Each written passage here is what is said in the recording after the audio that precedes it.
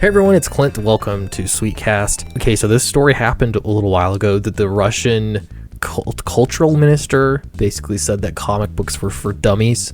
But there's been a new development that is a spike of sales. I want to talk about that. Before I do, I'm going to do a little shout out here for The Ghostly Manor on Howling Hill. This is a comic book done by Vinny Tartamella, and I've had him on a live stream before. He's a really, really good artist, and this is actually a kid's book, and it's for Halloween. So there's not a lot going on, or there's not much time left before this leaves Indiegogo. So yeah, please check it out if you have not done so yet. The link is in the description below. All right, so here's how people work.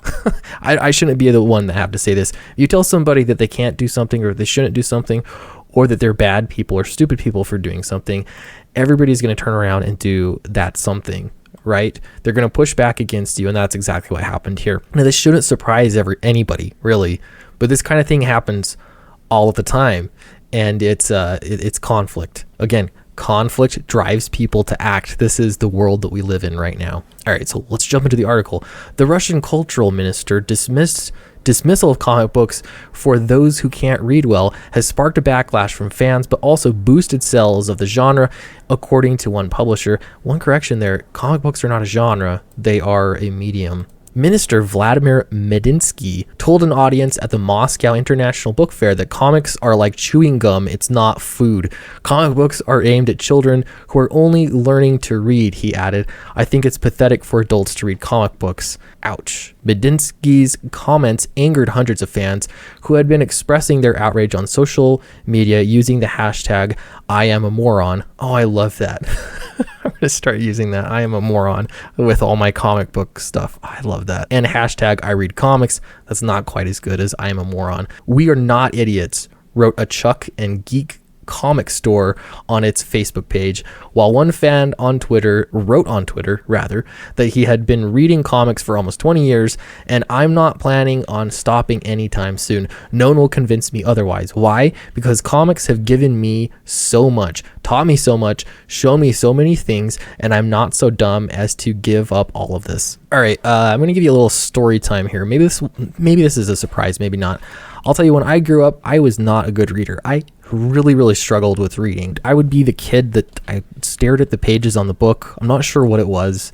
I would just stare and get distracted, reading a regular book with words in it and, no pictures. I just stare at it. Did that make me dumb? I don't know. Maybe it did. I don't know. I've since got better at reading, and I got really interested in reading. Started in my late teenage years, really reading a lot more. And so I ended up loving it so much that I wanted to write. Now, I didn't discover comics until after that. And so for comics, when I read them now, I wish that I really would have gotten into comics at a younger age. Maybe because I was dumb or a moron, but it is actually really helpful to have, just the medium of comics. It is really helpful. And beside that, even if you are a fantastic reader and you're really great at it, comics are still, they're just a great medium. In my opinion, they're superior in many ways to traditional novels or other kinds of writing, because adding art to the words is fantastic. I love it. All right, back into the article though. Dmitry Yakovlev, head to one of Russia's leading indie comic producers, the St. Petersburg-based Burmakina, hey, I said I couldn't read, okay, was unfazed by the ministry's dig. Medinsky's comic was pure stupidity, therefore supporting the comic industry, he told The Guardian. Sales increased. Okay, he said that the number of comic publishers in Russia in recent years has significantly increased. That is interesting. With a fully fledged comic book market forming in Russia. Maybe this is the new thing. Maybe I should be writing in Russian. Phrases like comics are for children, for those who do not like to read, or for idiots are present everywhere. But comics are a form of storytelling like literature, cinema, and theater, he said. Comics are in Russia in the same way as in the other countries.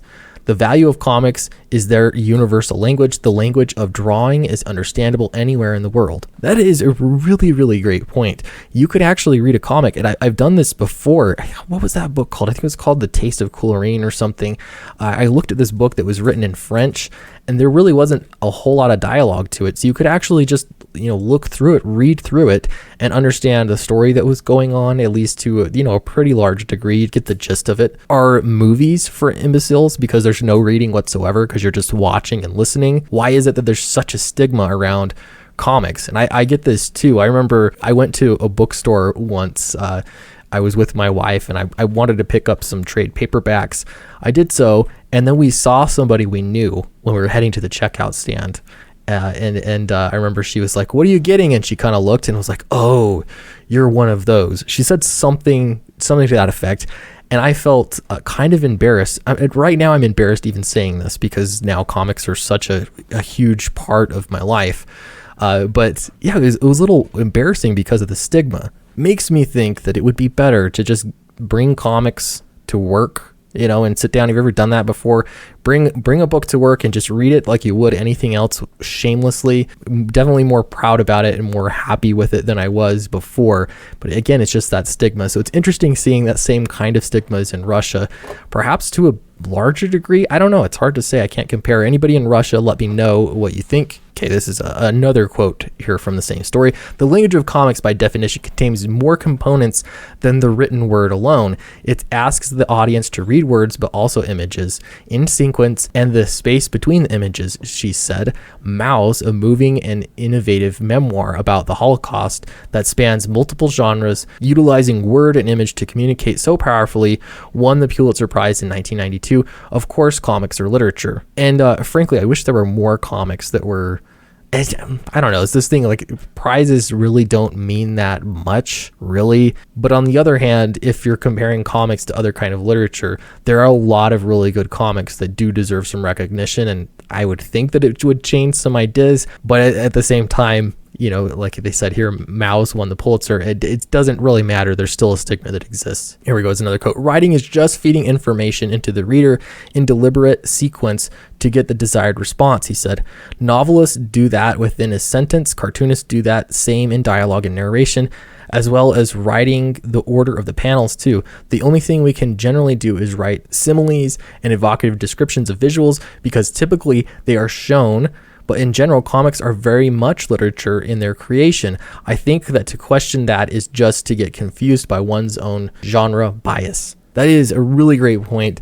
And like I've written prose fiction. I've written 2 novels. I feel the same way. All you can do, you're really limited by your tools actually in writing. And it forces you to really focus on your writing and improve your writing, preferably.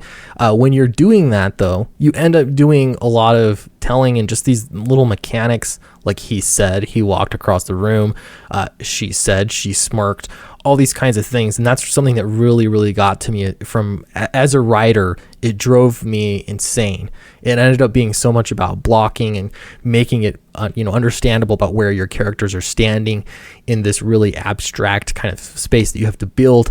And while that is a challenge and it's good to learn writing, there's just something about comics that make it so fun because you're working with an artist. Maybe you are the artist. I'm not that lucky, but comics take care of that for you. It allows you to do so much more showing and less telling. You can still write. You can still write really beautiful prose and even longer sections of prose if that's the way that you want to do it. You can plan that out. Totally possible. And I've read some great prose in comics, but it also gives you the ability to tell the story without giving people the information that they need, without telling them what they should think and feel. They're able to see it and experience it and make up their own mind. And really, to me, that is the ultimate form of writing. So let me know what you think in the comments below for sure. Don't forget to like, subscribe. You can even thumbs down it. Those always come, so that's okay too. And don't forget, I want to just shout out The Ghostly Manor on Howling Hill. Vinny Tartamella is just a really great artist, and I think he deserves a little bit of support. This is already funded, but why not get your copy? There's only 16 days left. So thanks very much, and I'll talk to you next time.